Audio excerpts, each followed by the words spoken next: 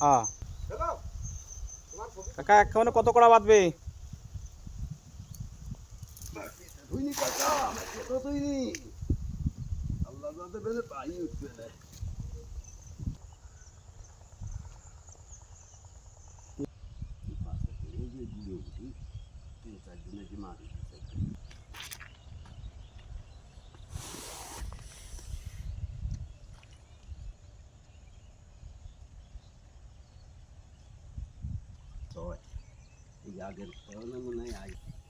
মাছ তো নাই পড়িয়ে গেছে, পুরি ঢুকে গেছে। আর যা আছে